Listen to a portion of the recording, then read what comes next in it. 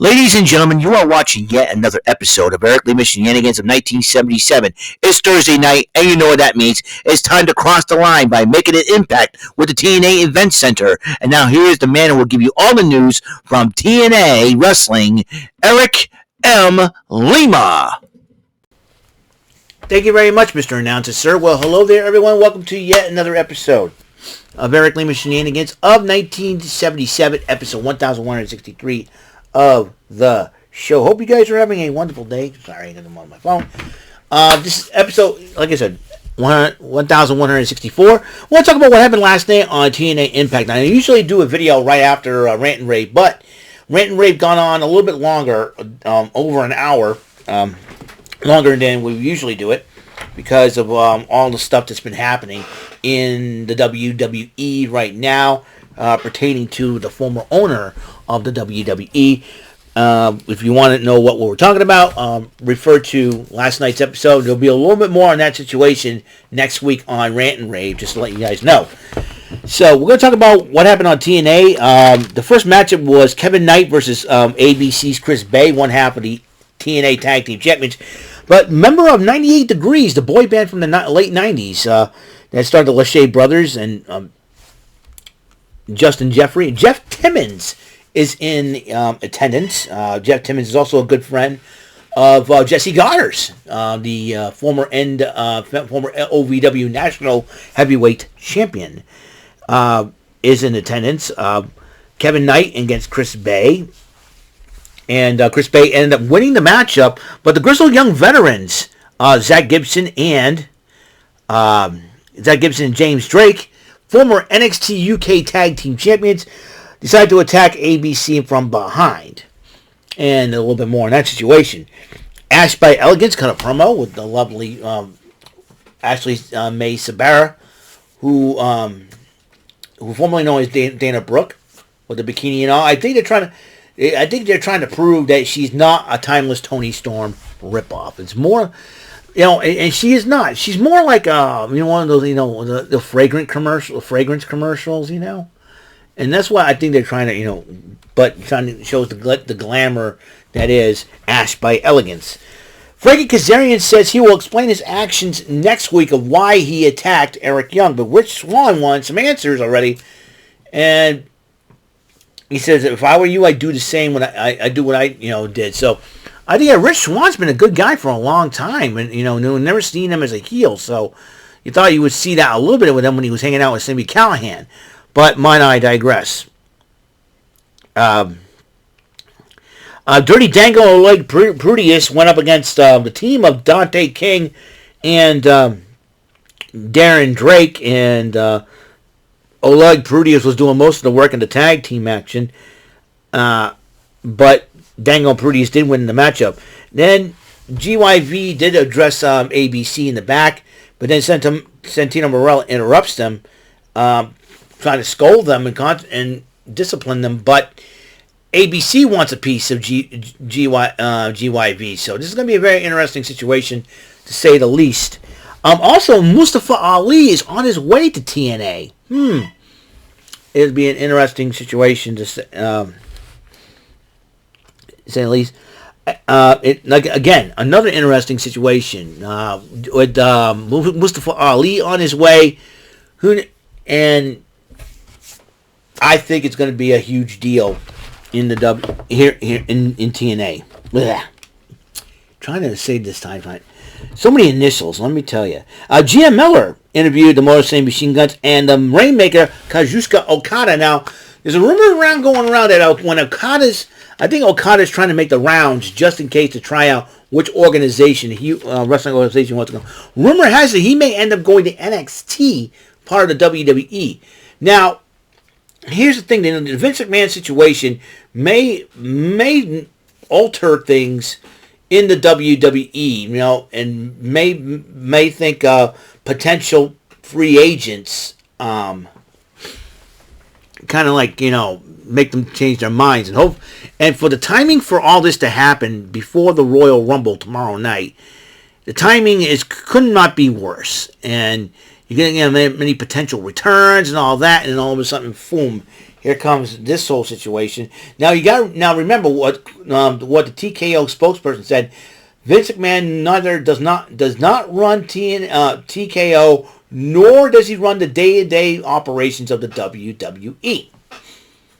So, and TKO knows what's good for them, and I think they should oust Vince McMahon now.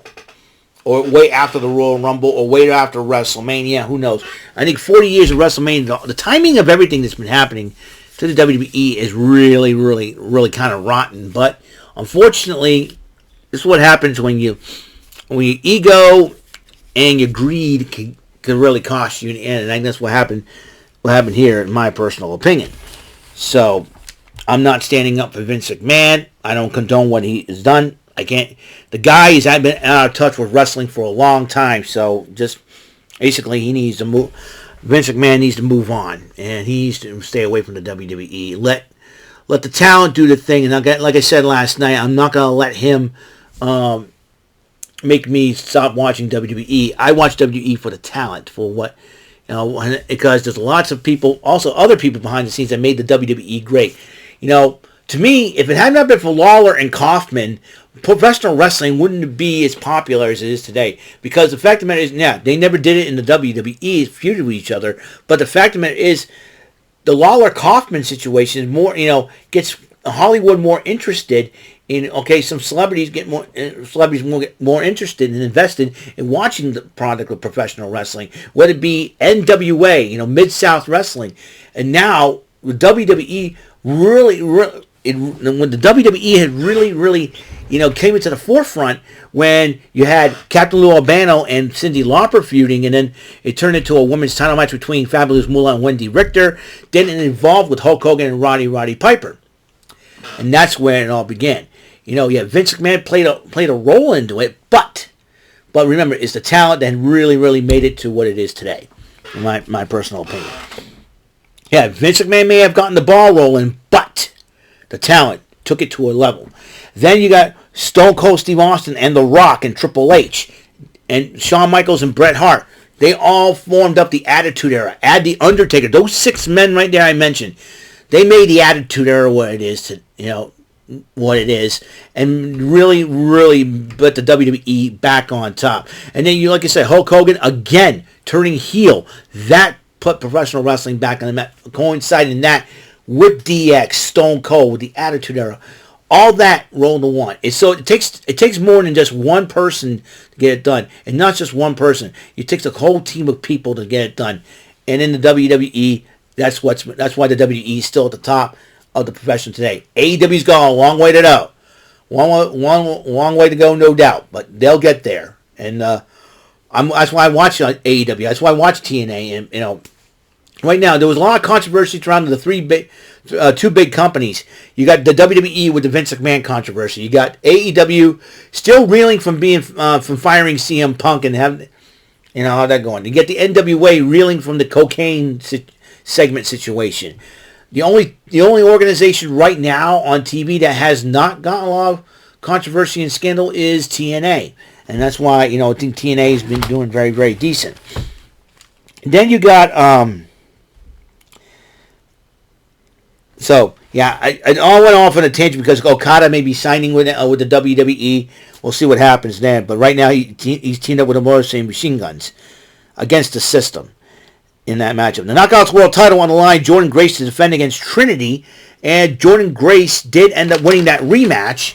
And as both ladies shake hands, Jay Vidal and Savannah Evans attacked Trinity and Grace, and then Gisele Shaw comes in, attacks both ladies with the X. So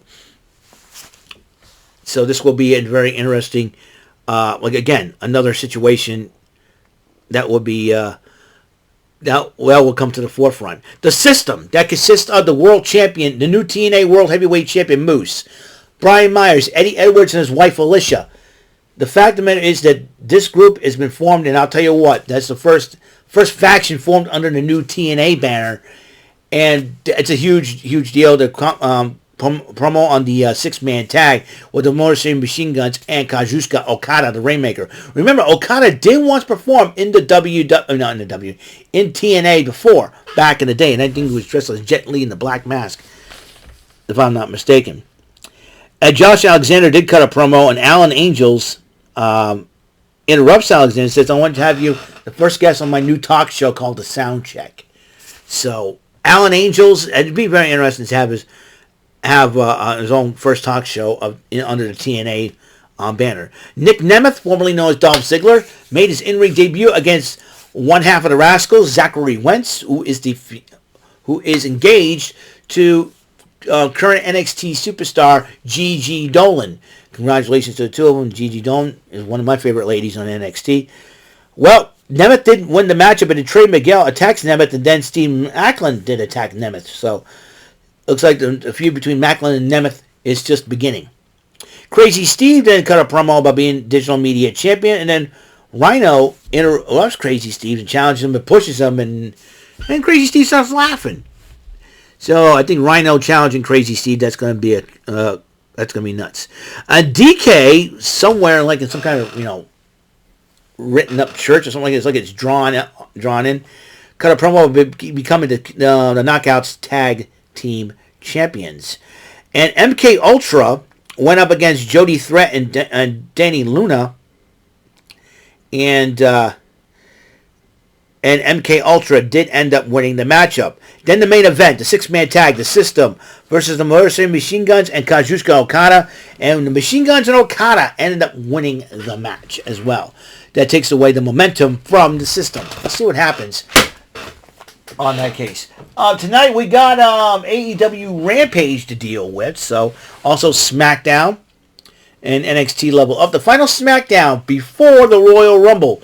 What's going to happen? Who knows for sure. So, that's all the time we have on this show, episode 1164 of the show. Coming up next, I got to do something about this bonus island thing. It's driving me crazy, you know what I mean? And I've had enough of that lightning. Bullseye's coming up next. I'm going to see if I can do better, all right? I'll address that situation when we come to the video. So, until that next episode comes rolling around, Mr. Announcer, take us home. That is all for today's episode. This is your announcer speaking for Eric Lima Shenanigans of 1977. A Big Beefy E, do it for Bob Saget Productions, and in association with a Raven Bofa Telepictures and Distribution. Thank you for watching today's episode. Tune in next time for another episode of Eric Lima Shenanigans of 1977. Goodbye for now.